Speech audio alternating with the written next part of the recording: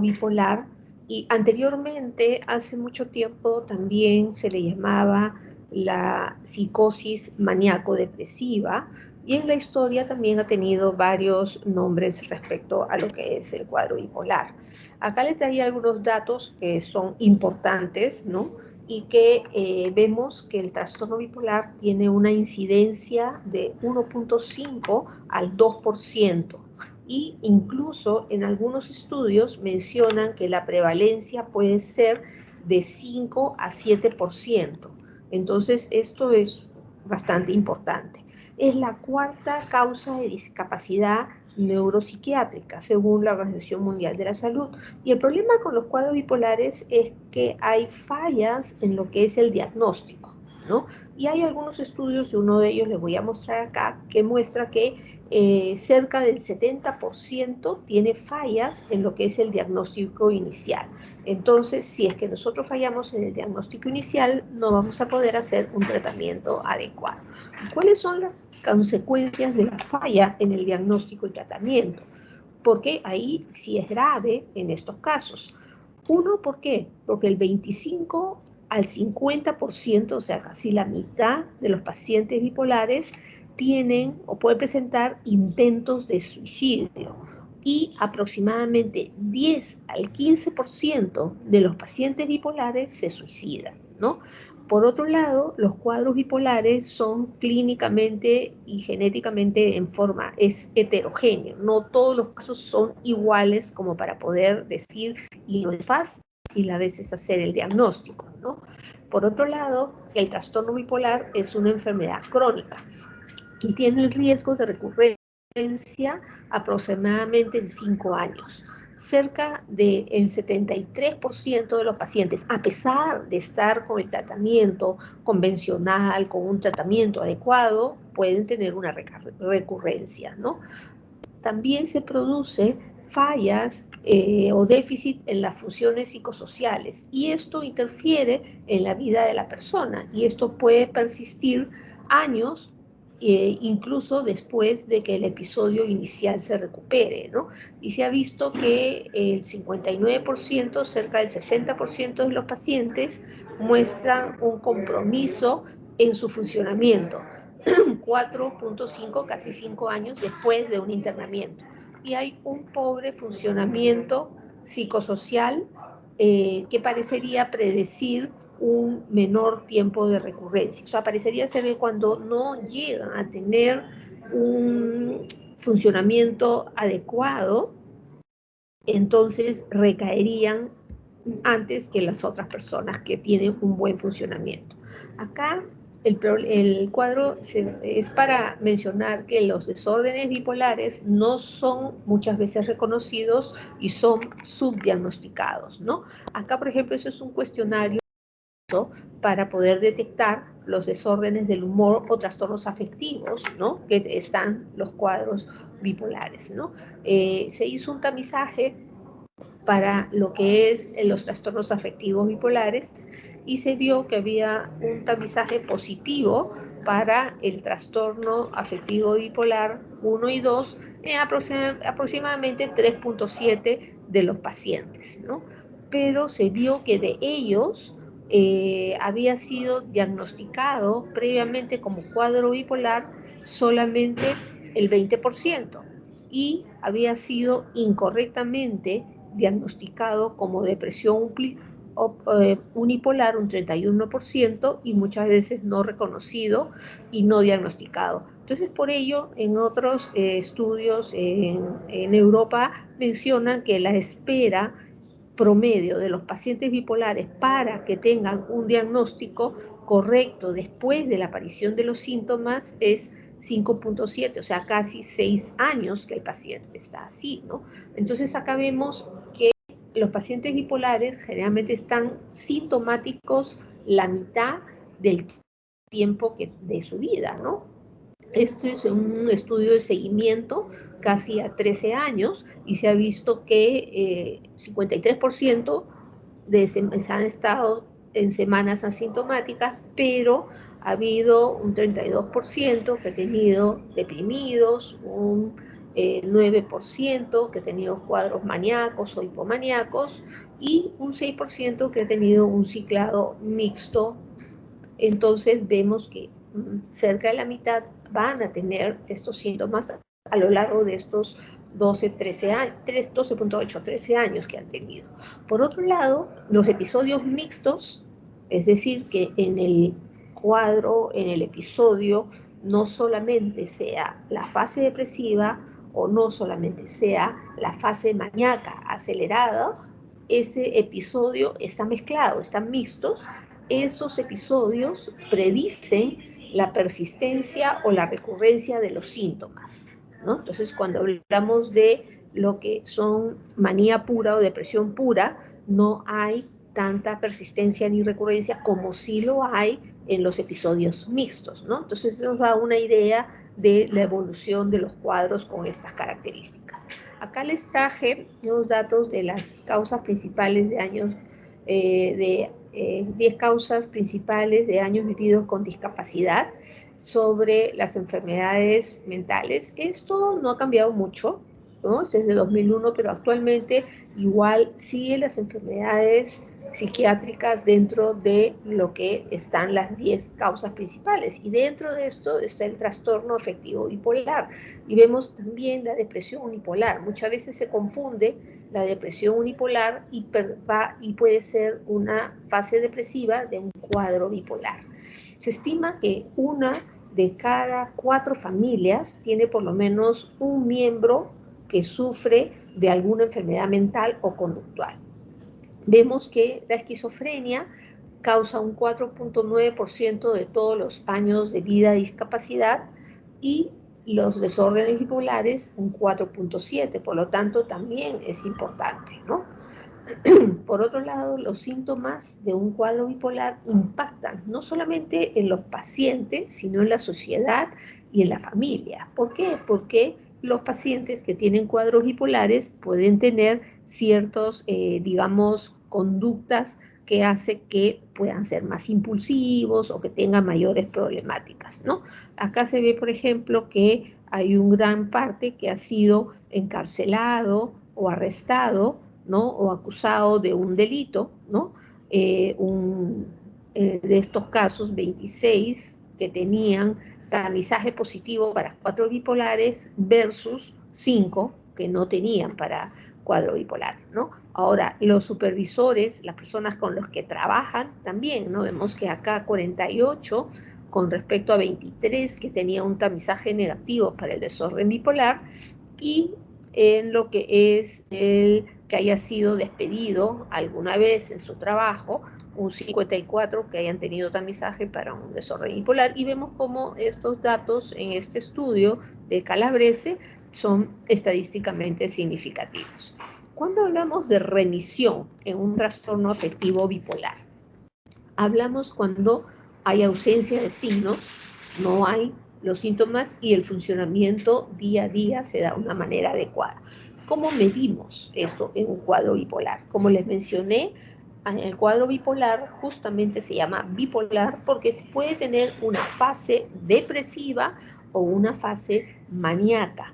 Depresiva es cuando el ánimo está decaído, bajo, y maníaca es cuando la persona está eufórica, acelerada. A diferencia de la esquizofrenia, donde lo principal y lo que predomina en el trastorno es la alteración del pensamiento, en los trastornos afectivos bipolares lo que predomina es el trastorno del afecto. Es decir, la persona está con el afecto decaído y como está con el afecto decaído, el ánimo baja, no hay ganas de hacer las cosas y los pensamientos que puede tener también trastornos del pensamiento son coherentes con lo que es el estado negativo, es decir, que son de este tipo de contenido.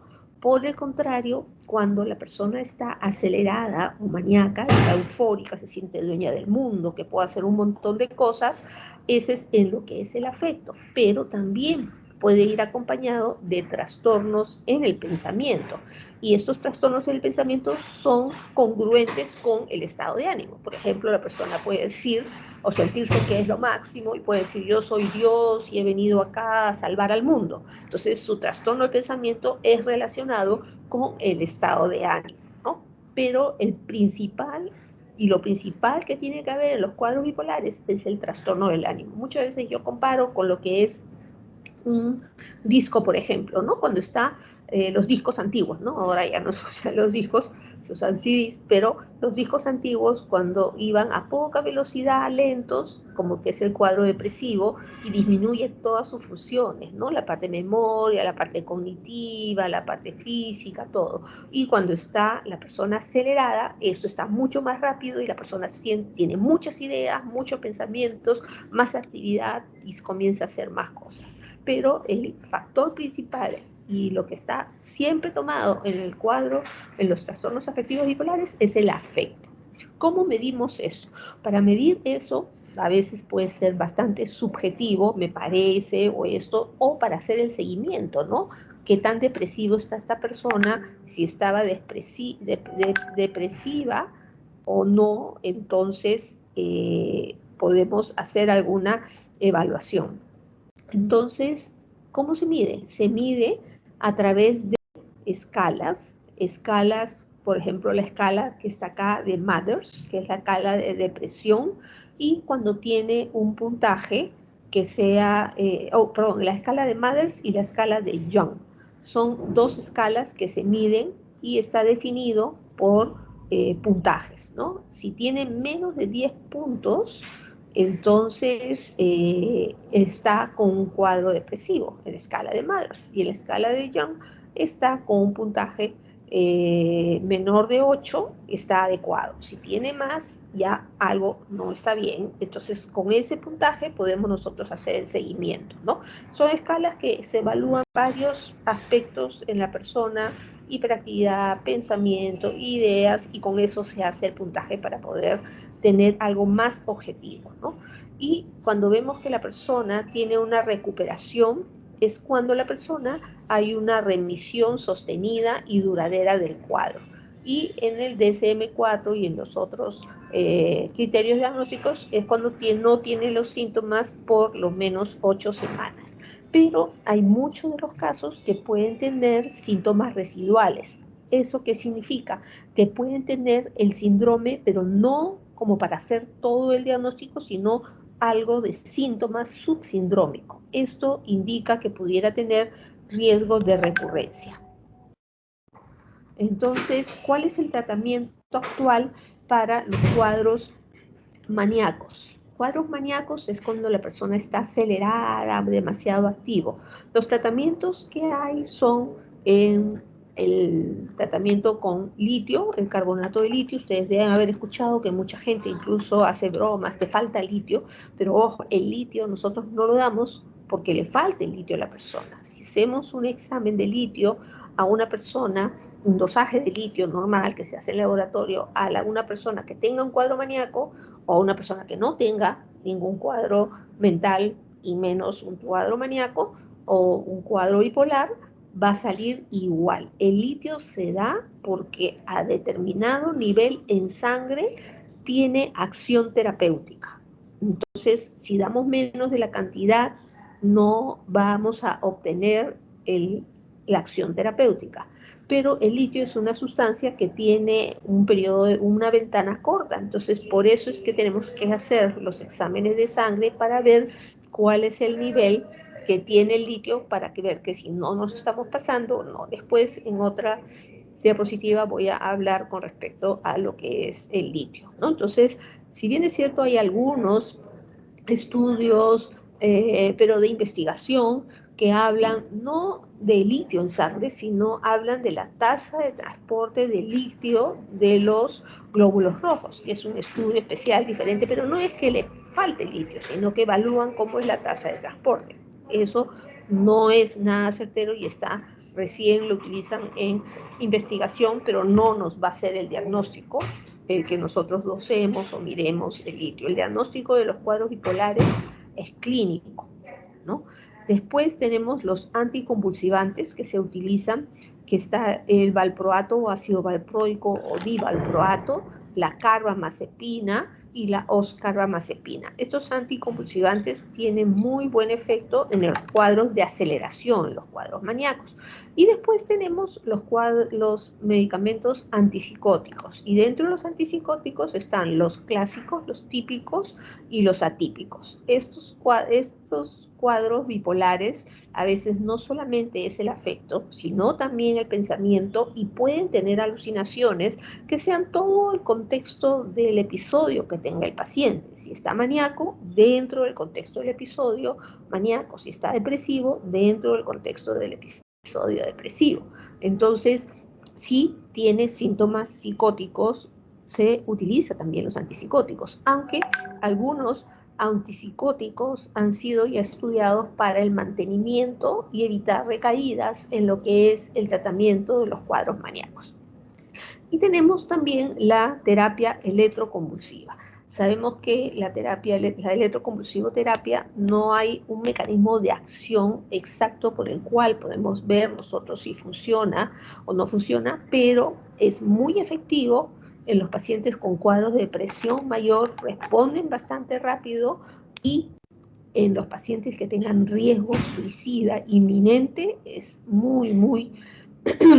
es el tratamiento indicado para evitar que el paciente se vaya a suicidar. Por otro lado, también en los pacientes que están acelerados o que están maníacos, psicóticos, también les regula. Parece que actúa a nivel de los canales por paso de iones a través de la membrana. Entonces acá vemos cómo son los tratamientos para los trastornos bipolares.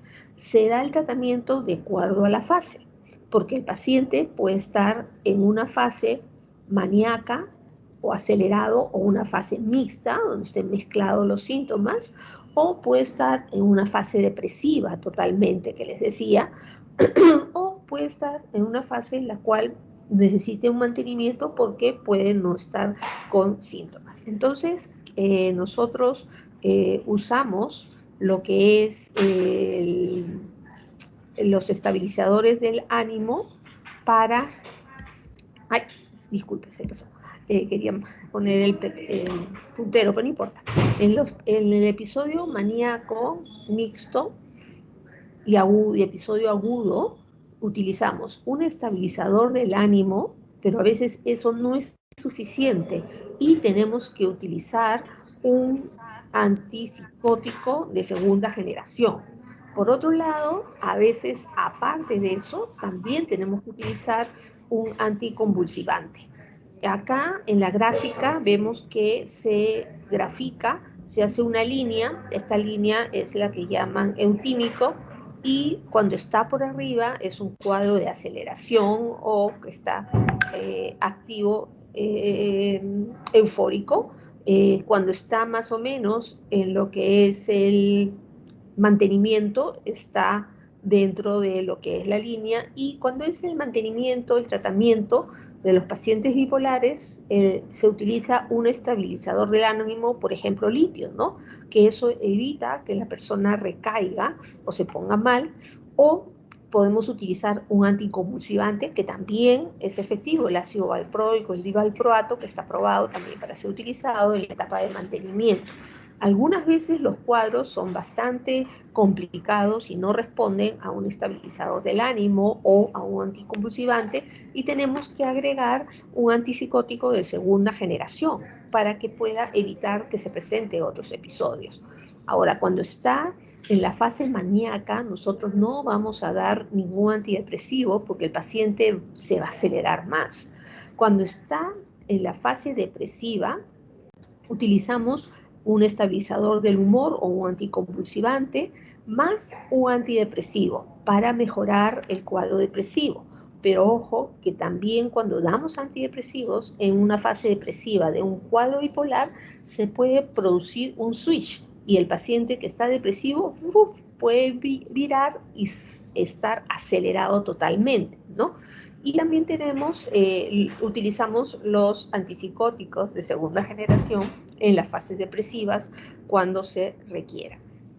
Entonces, Acá vemos que, como les dije, el gol estándar que se utiliza para lo que es el trastorno afectivo bipolar es el litio, pero hay algunos efectos adversos que pueden limitar en su uso, ¿no? Por ejemplo, la ganancia de peso, que puede producir a algunas personas ciertos problemas cognitivos, como alteraciones en la memoria, fallas en la concentración o confusión. No en todos, pero en algunos pueden producir eso. Tremor, o sea, las manos, así como los antipsicóticos típicos, da bastante temblor. El uso del litio es un tremor, es suavecito, no es un temblor como síntoma extrapiramidal, sino es un tremor leve que en algunos pacientes le ocasiona molestias, otros lo pueden llevar y no hay mayor problema, puede producir sedación, letargia, efectos gastrointestinales o puede producir también la pérdida del cabello. El tratamiento a largo plazo con litio se ha asociado a que pueda haber algún tipo de insuficiencia renal o alguna lesión renal, por lo cual hay que nosotros hacer un seguimiento y también las personas de edad, con la edad, la función renal va disminuyendo, entonces también tenemos que ajustar la dosis de litio que se da porque la filtración glomerular no es igual en una persona joven que en una persona de otra edad. Y como les dije, el litio no se da por los miligramos o la cantidad que toma la persona, sino se mide por el nivel sanguíneo que está. Entonces puede ser que hay pacientes que tomen 4 o 5 tabletas y otros que tomen 2 o 3 tabletas y con eso estén en ese nivel terapéutico. Pero también cuando se utiliza a largo plazo puede producir alteraciones como el hipotiroidismo, por lo cual hay que hacer un seguimiento también. Por otro lado, el valproato, que si bien es cierto tiene menos efectos adversos, también puede producir otros efectos adversos como lo que es hepatotoxicidad, por lo cual hay que hacer controles cada cierto tiempo, puede producir efectos gastrointestinales, osteoporosis y también puede producir un tremor similar a lo que da el litio y sedación, ¿no? Los antipsicóticos convencionales, los antipsicóticos típicos, sabemos que pueden producir los síntomas extrapiramidales, puede producir discinesia tardía cuando se toman por largo tiempo, se dejan de tomar. Algunos producen ganancia de peso, algunos producen hiperprolactinemia o sedación. Y por otro lado, los pacientes bipolares tienen más riesgo de desarrollar la discinesia tardía que con los antipsicóticos convencionales que los pacientes, por ejemplo, que tienen esquizofrenia. Es decir, tienen más facilidad para desarrollar los efectos adversos los pacientes bipolares que reciben tratamiento con antipsicóticos que los pacientes esquizofrénicos que reciben tratamiento con antipsicóticos, ¿no? Acá les he traído algunos documentos con respecto al litio que sabemos que está aprobado, la olanzapina también se ha aprobado en lo que es el mantenimiento, la lamotrigina, el aripiprazol, que es un medicamento bastante último, también ha sido aprobado, y el divalproato también ha sido dado con ciertos datos de eficacia, aunque no del todo aprobado, pero que después sí ya lo han aceptado como tratamiento. Dentro de esto vamos a ver ahora por separado los trastornos maníacos y los trastornos depresivos, ¿no? Dentro de los trastornos maníacos, en el CI-10 está lo que es el episodio maníaco, ¿no? Hipomanía, manía sin síntomas psicóticos, manía con síntomas psicóticos, ¿no? Que es el episodio en el cual la persona está más acelerada. Acá les he traído lo que es hipertímicos, o sea que está un poquito más alto que lo que sería, lo que debería estar la persona. La persona puede ser alegre, exuberante, expresivo, jocoso, seguro, confiado, jactancioso, ¿no? Son extrovertidos, no se cansan, tienen bastante energía, son versátiles, tienen muchos planes y actividades no programadas, son demasiado comunicativos hasta llegar a ser impertinentes y hablar demasiado, buscan situaciones o estímulos para sentirse bien, tienen facilidad para poder tener situaciones de éxito, pero también de riesgo o peligro, ¿no?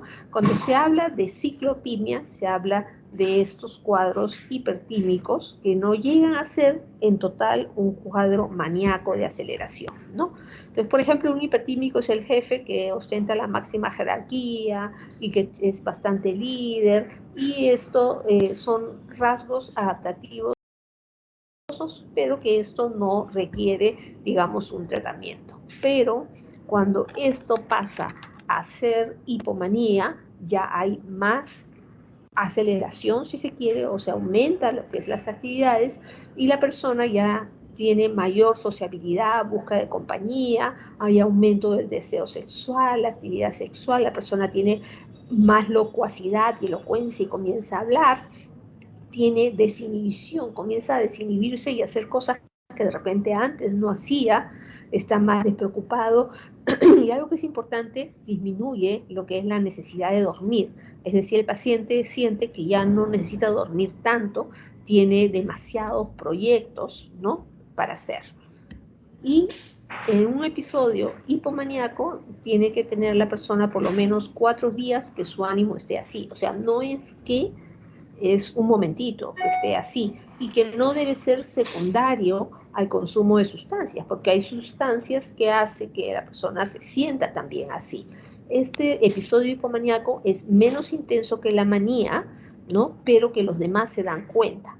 Cuando está hasta un cuadro hipomaníaco, puede no producir alteración laboral o social, no hay en este cuadro episodio hipomaníaco psicosis ni requiere algún tipo de hospitalización.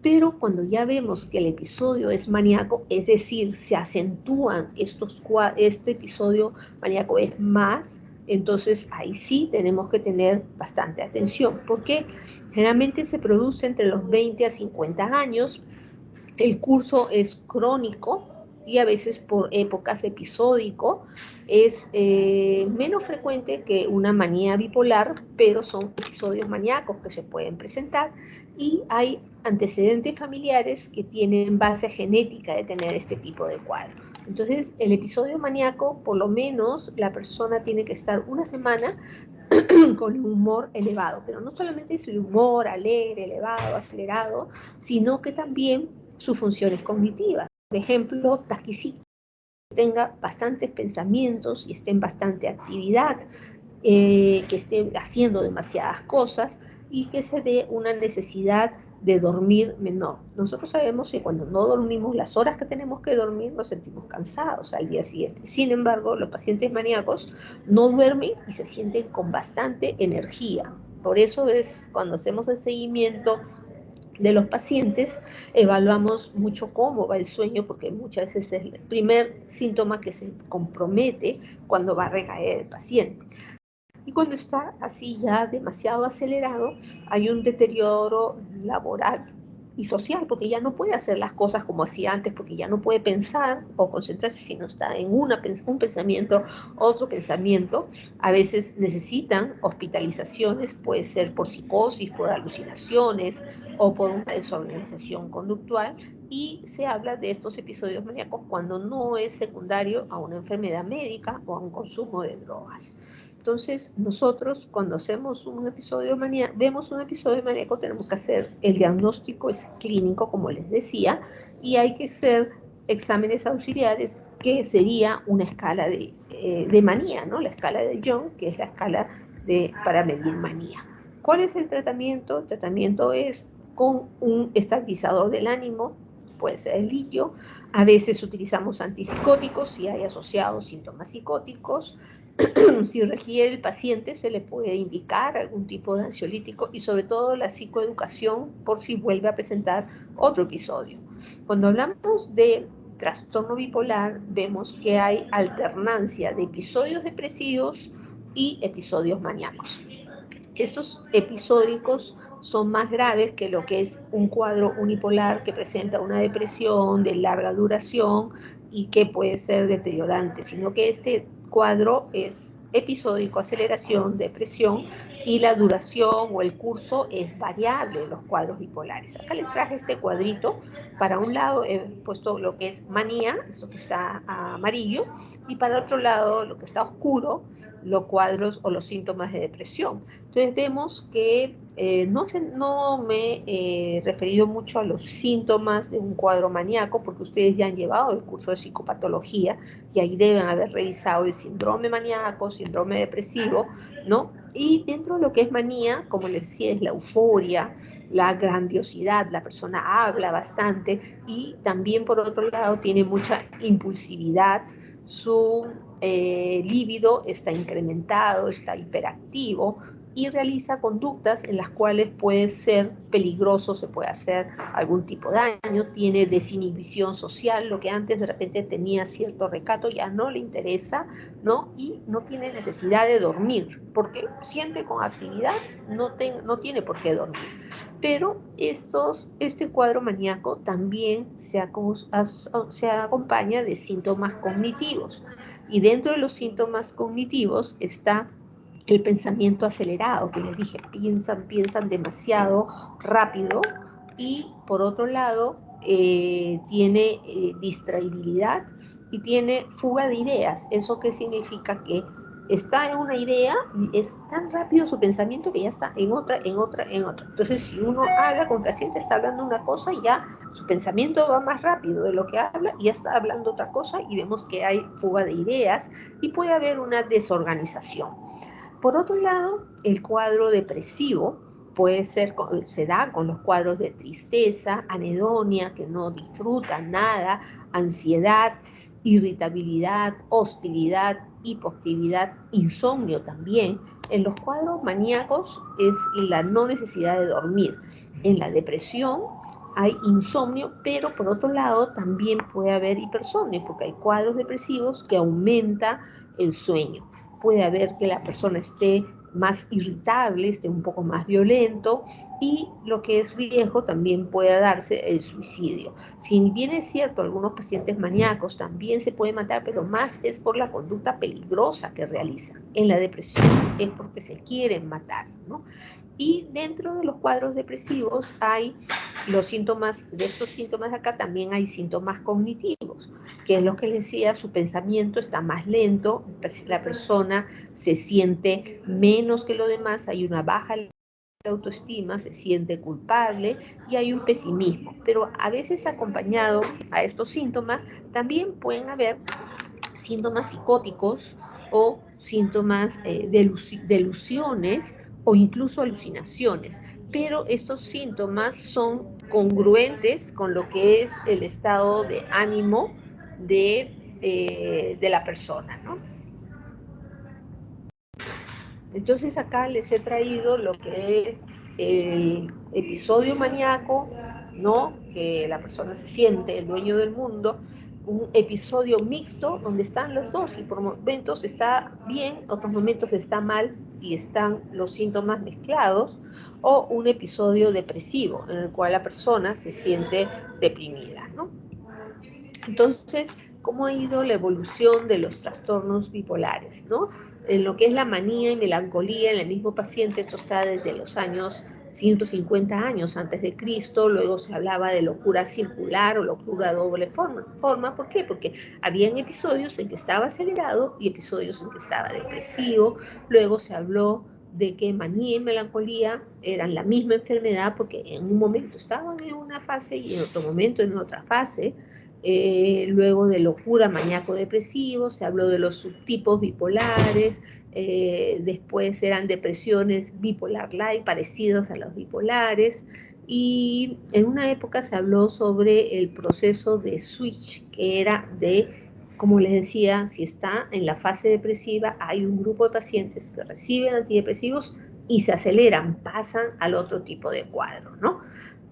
Y después ya se habló de lo que es manía secundaria y últimamente se habla de lo que es el espectro bipolar, ¿no? Donde son varios síntomas que pueden ser dentro de lo que es el espectro bipolar. ¿Por qué? Porque no siempre los cuadros encajan o son exactamente, ¿no? Se hablaba de esquizobipolar, luego de manía y episodios depresivos, es en el cuadro bipolar, tiene paciente manías y episodios depresivos, luego bipolar 1, ¿no? Que hay cuadros hipomaníacos y depresión, pero que no son manías graves, sino cuadros hipomaníacos, ¿no? Y también, por ejemplo, acá se habla de bipolar 3, depresiones con hipomanía inducida, ¿no? Eso es lo que se habla en el espectro bipolar, pero que en realidad lo que hablamos es de los trastornos afectivos bipolares. Y acá está un dibujo, como les decía, la eutimia es la línea que se pone para poder saber el ánimo que está estable, y vemos cómo acá eutimia estaría dentro de este marco cuando hay personalidad ciclotímica, la forma de ser de la persona, que a veces es un poquito más activa en momentos, pero que no llega a ser un episodio hipomaníaco, ni tampoco un cuadro depresivo. Se habla de personalidad ciclotímica, luego de la ciclotimia, que es un poco más, pero que no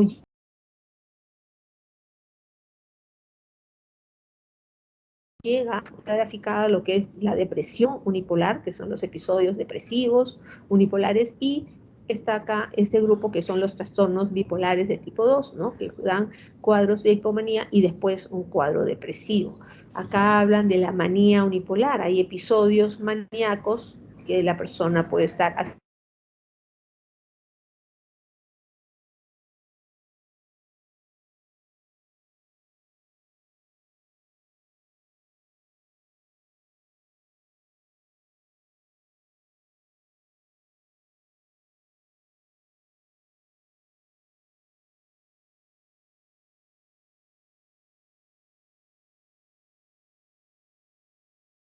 aceleración.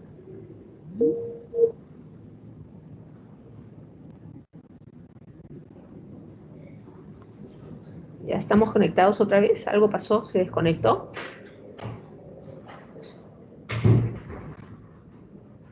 ¿Me escuchan? Sí se le escucha, ¿Me doctora. escuchan? Ya, ok, porque se desconectó, iba a conectar con el otro teléfono, pero ya se arregló. Entonces, vemos cómo están los cuadros, ¿no? Acá, por ejemplo, bipolar tipo 2 es hipomanía, no llega a ser manía. En bipolar tipo 1 sí es cuadro maníaco, ¿no? Y este es más o menos el gráfico que se utiliza, ¿no? Para poder, es un umbral para manía y los cuadros de depresión, que es más o menos de acuerdo a la severidad lo que se grafica, ¿no? Acá hay algunos gráficos con respecto a ello, y acá el ciclaje rápido, ¿no? Cuando son pacientes que ciclan de un momento a otro, eso también no es un buen pronóstico. Entonces, como les decía al inicio también, ¿no? El trastorno bipolar se le ha llamado enfermedad maníaco-depresiva, psicosis maníaco-depresiva, reacción maníaco-depresiva, trastorno afectivo bipolar, trastornos del humor, ¿no?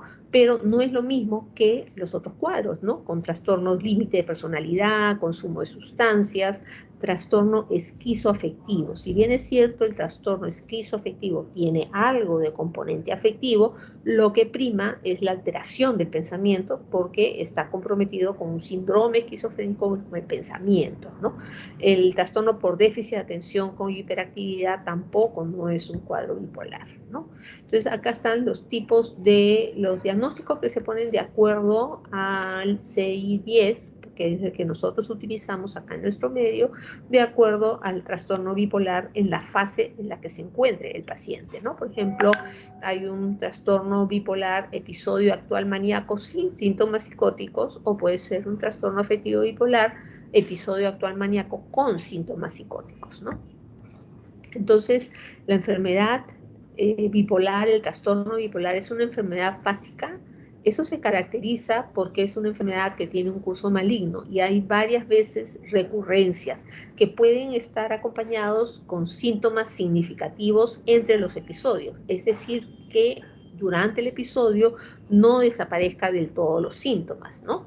Entonces se habla de varios cuadros, como les decía, subclínicos, y la mayoría de los pacientes estarían sintomáticos a lo largo del tiempo, ¿no? Sino que nada más en algunos momentos sería más pronunciado su sintomatología. Acá les los bipolares famosos, ¿no? Hay bastantes actores, está Honoré Balzac, Victor Hugo, Ernest Hemingway, Hermann Hesse, está Kurt Cobain, que es un grupo de Nirvana que se suicidó, ¿no? Y hay varios de los bipolares que se han suicidado, ¿no? Como les dije, cerca de un 10 al 15% se suicida. Está Robbie Williams también, ¿no? Nosotros cuando vemos qué riesgo hay de bipolaridad es cuando, por ejemplo, a un paciente le damos un antidepresivo y el paciente se acelera. Es un riesgo que podemos ver que puede haber una bipolaridad.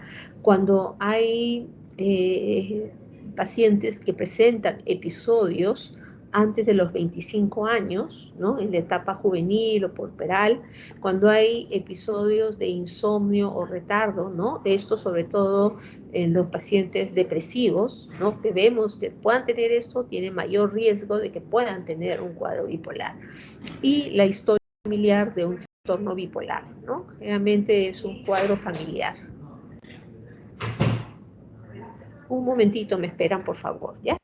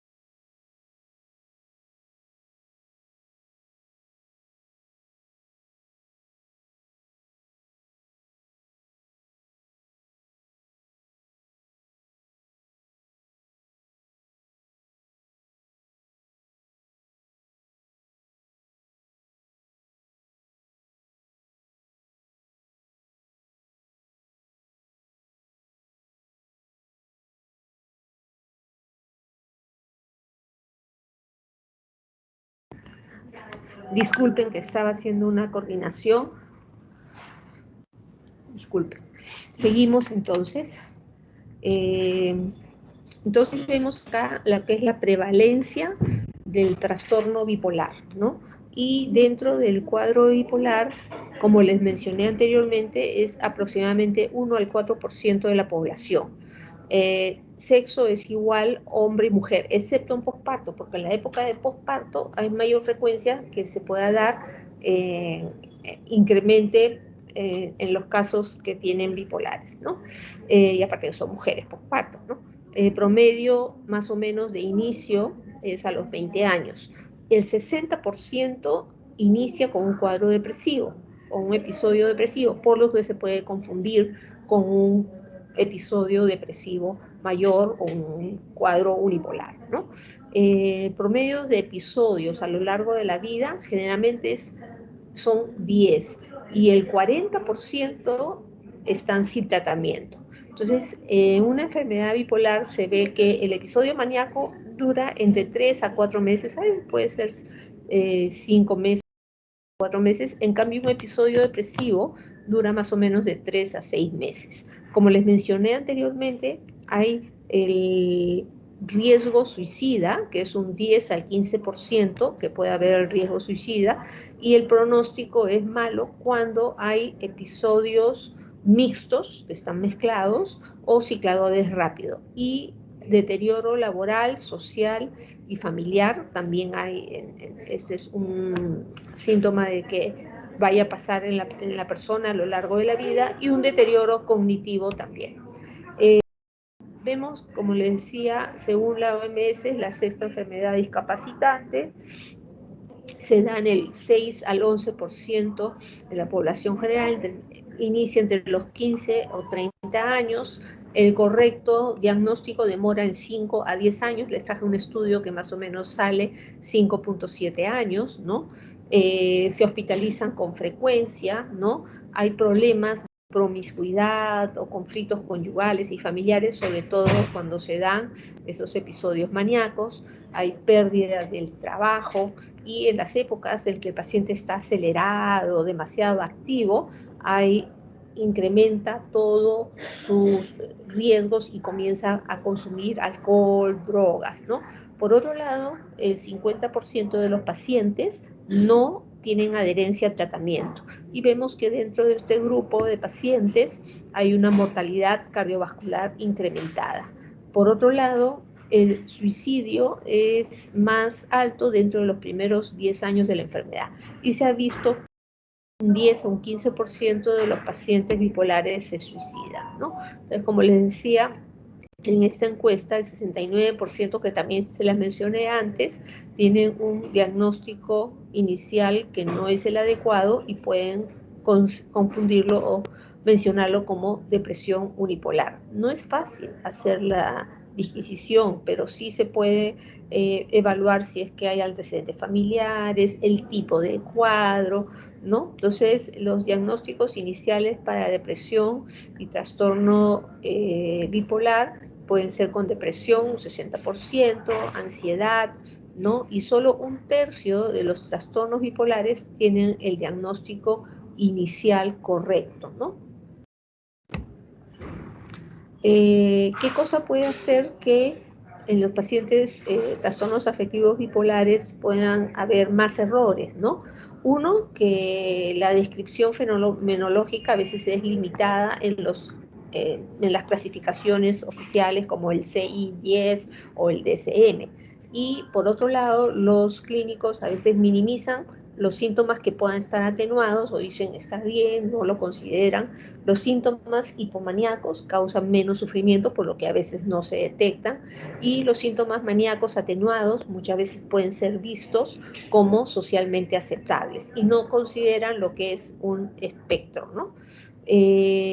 Cuando para evitar los diagnósticos erróneos, ¿qué tenemos que hacer? Hay que investigar si hay historia en el paciente de cuadro maníaco o de cuadro hipomaníaco.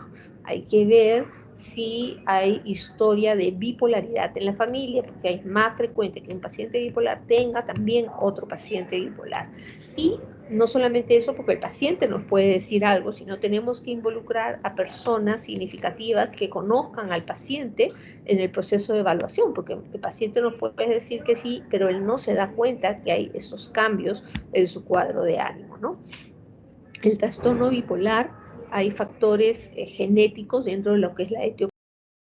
No se ha encontrado un solo gen, parece ser que es poligenético la parte de factores genéticos que se dan, ¿no? Y hay otros factores biológicos que también se consideran, que es el balance en la neurotransmisión, sea de serotonina, noradrenalina, dopamina, acetilcolina, glutamato y de otros neuropéptidos.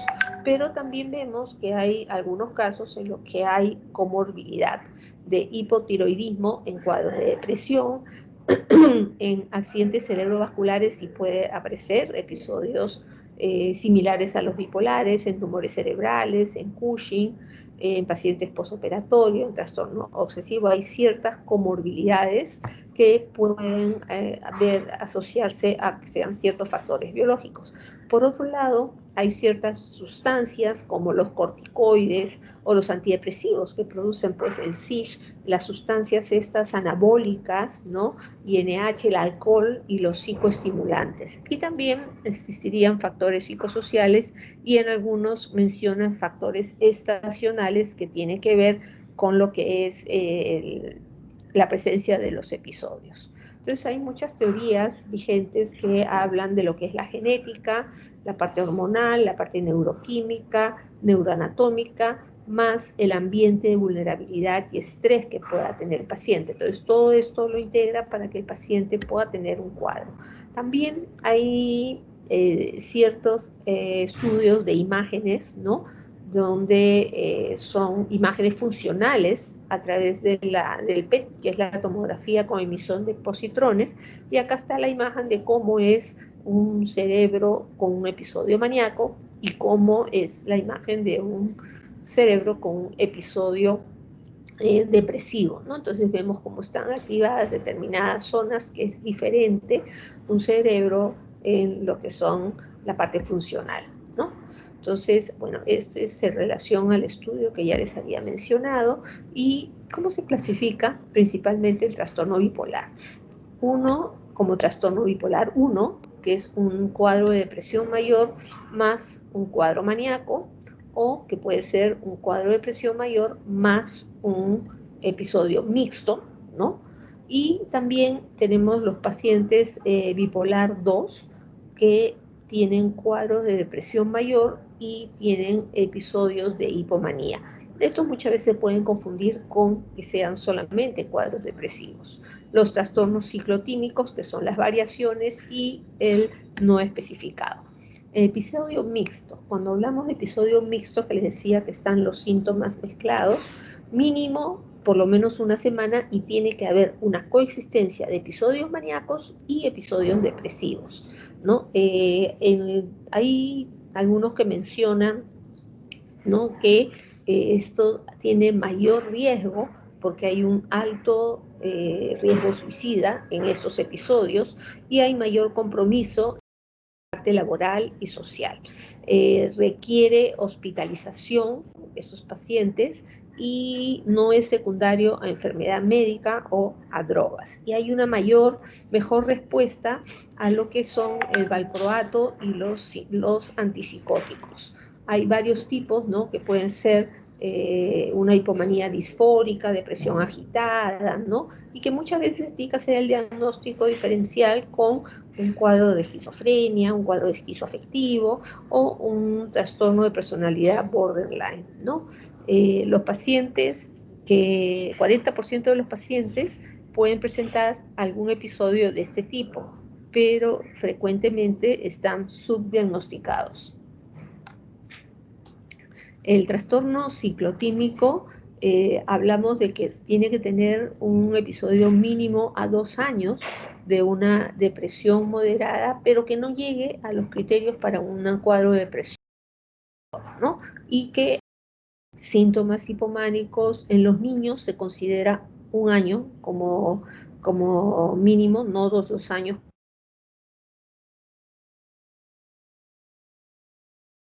como los adultos, meses sin que tengan síntomas.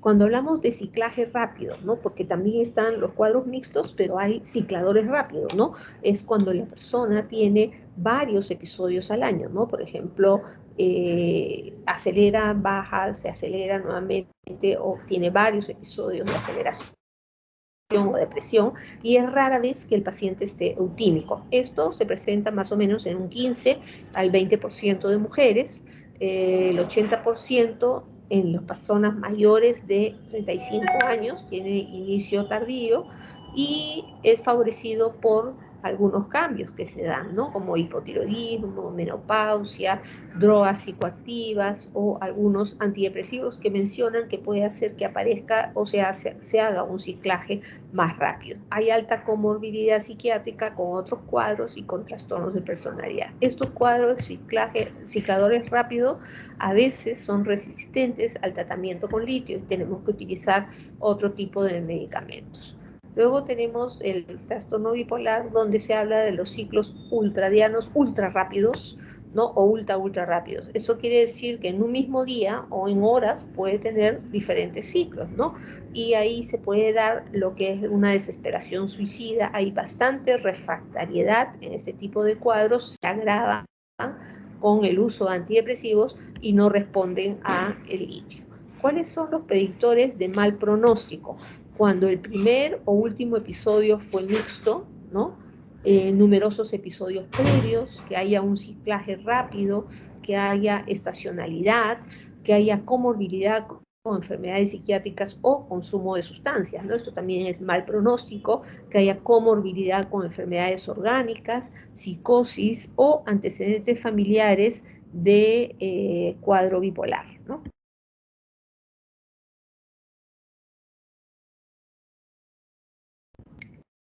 Y es si estuvieron en los últimos 12 meses, si hubo un ciclaje rápido, ultra rápido o ultra rápido, o hubo episodio mixto. Y dentro de los trastornos bipolares, ¿cómo hacemos el diagnóstico? Como les dije, el diagnóstico se hace en forma clínica, en base a lo que nosotros... ¿Me escuchan? No, se desconectó. Sí se le escucha, doctora. Ah, ya. Okay. Como salió acá un triangulito, pensé que se había desconectado. Ok. Los trastornos bipolares, el diagnóstico es clínico. Entonces, ¿qué hacemos nosotros para poder evaluar a los pacientes? Evaluamos con las escalas, ¿no? Que son pruebas auxiliares, como les dije, la escala de Young para ver cómo está la manía. Hay varias escalas, la de Manchester, Biegel, inventario de Beck, ¿no? Pero las que más se utilizan es la escala de Young, que se utiliza en el estudio de investigación, y la escala de Montgomery-Åsberg, que es la MADRS, de las iniciales que le ponen, ¿no? Que son las que más se utilizan y que están más validadas para ser utilizadas.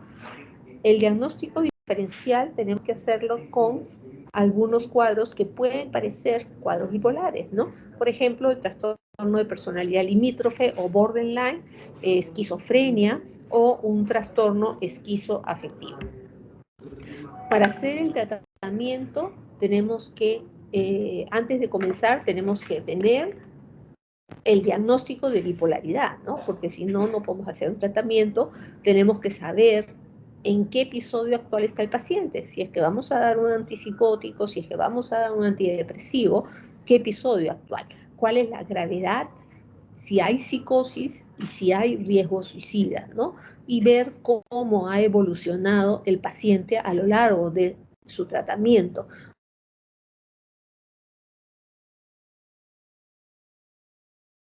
Garantizar son comorbilidades, ¿no? Entonces, el tratamiento, como ya antes les he mencionado, es utilizar el medicamento que sea estabilizador del ánimo, eutimizante, que puede ser litio, ¿no? O también los anticonvulsivantes, y luego un antidepresivo o un antipsicótico.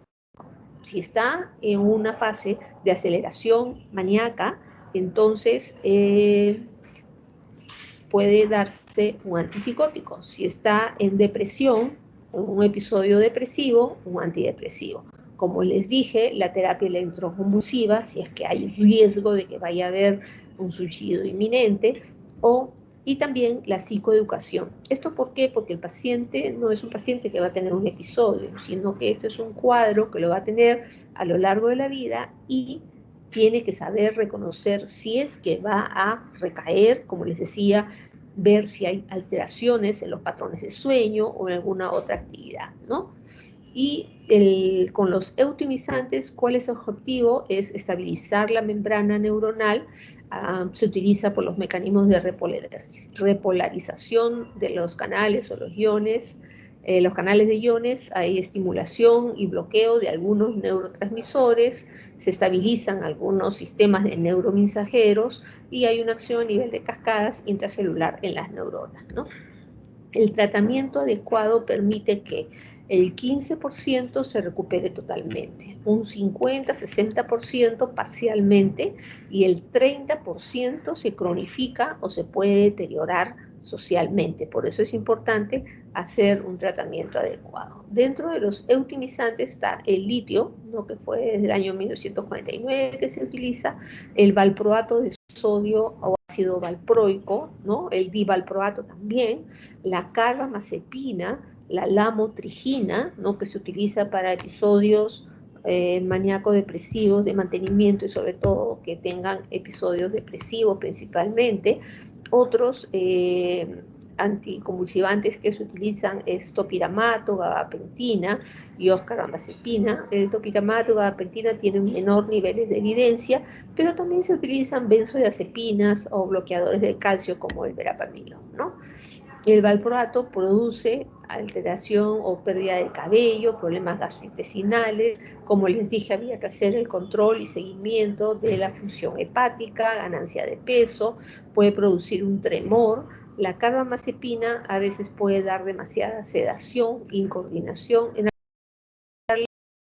y hay que hacer, ¿no? El topiramato puede producir pérdida de peso, alteraciones cognitivas. Si bien es cierto, acá dice cefalea, el topiramato también se utiliza para el tratamiento de la migraña, ¿no?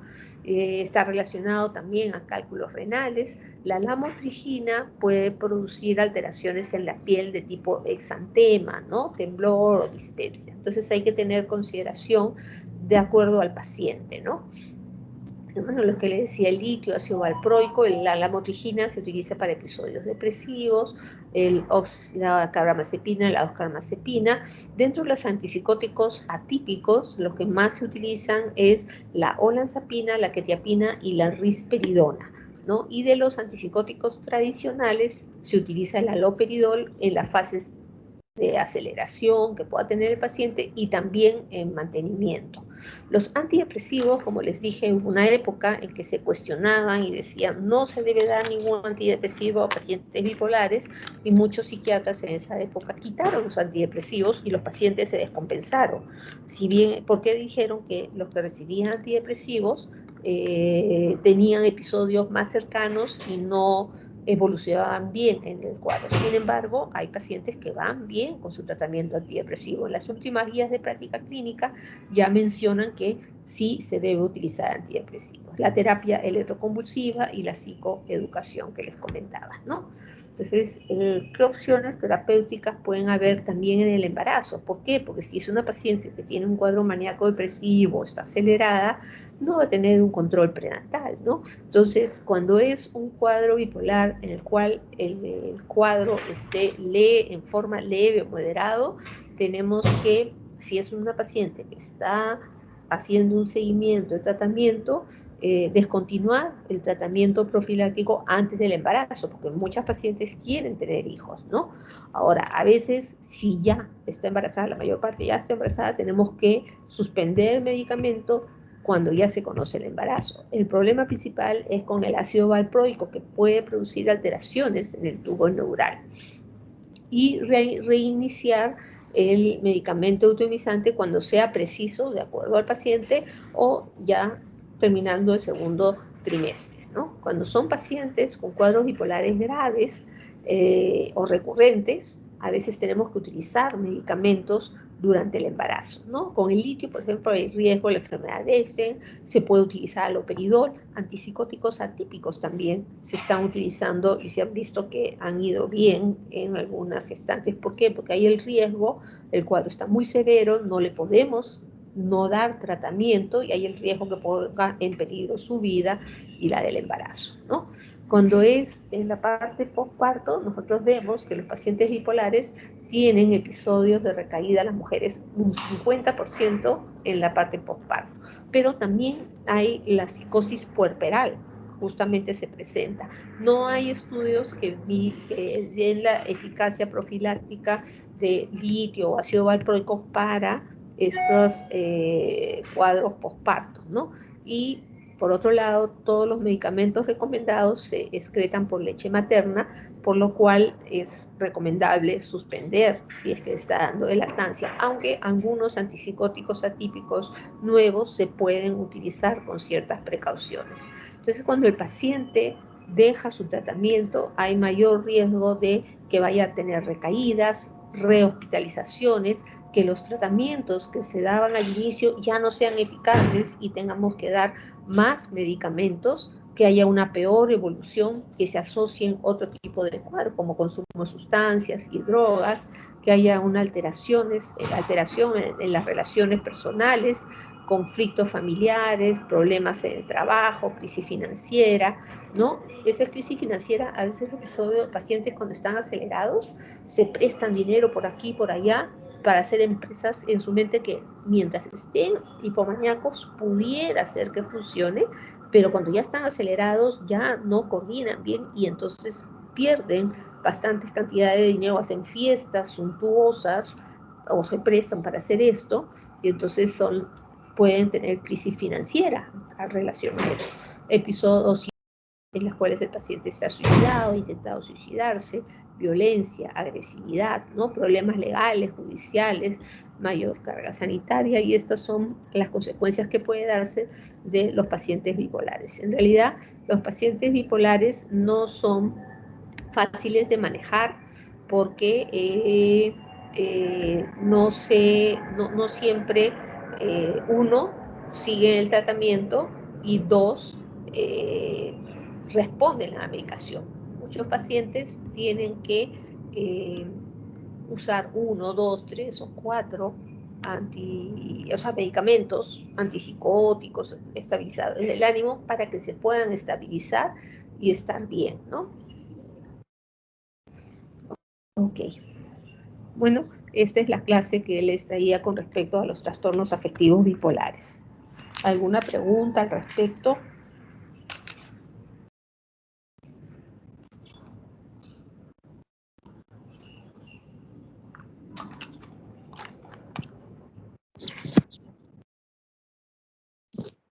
Doctora, ¿Sí?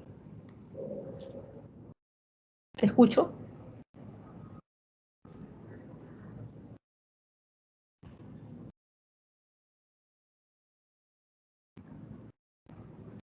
no sé. Ya no escucho. ¿Se me escucha, doctora? Sí, sí, ahora sí te escucho. No, si me preguntaba si estaba contraindicado en pacientes con trastorno bipolar las bebidas cafeinadas. ¿Cómo, cómo? Las bebidas con como el café o la Coca-Cola. Ya, el café tiene cafeína y la Coca-Cola también tiene cafeína, ¿no? Son sustancias estimulantes que algunas personas pueden tomarlos y les va bien. Un paciente bipolar, si está acelerado y toma eso, se va a acelerar más o puede disparar el episodio. Un paciente depresivo puede de repente estimularlo un poco. Si tiene ansiedad, puede incrementar ansiedad. Pero teóricamente por un solo café o una gaseosa no tendría por qué disparar un cuadro bipolar, pero sí por el uso de anfetaminas o éxtasis, ese tipo de sustancias sí puede disparar porque eso es una cantidad mucho mayor, ¿no? También algo que puede disparar es esos preparados Red Bull, esas cosas, Red Bull, ¿Por qué? Porque cada uno de esos preparados tiene una cantidad terrible. No es una taza de café que uno toma, sino son una cantidad como 20, 30, no sé cuántas tazas que están ahí, ¿no? Entonces, eso sí tiene una acción estimulante y si el paciente está un poco acelerado, puede empeorar, ¿no? Ya, doctora. Mañana nos toca, no sé si lo han visto, un, un documento para que lo lean, porque nos toca mañana sobre el tema que les he puesto.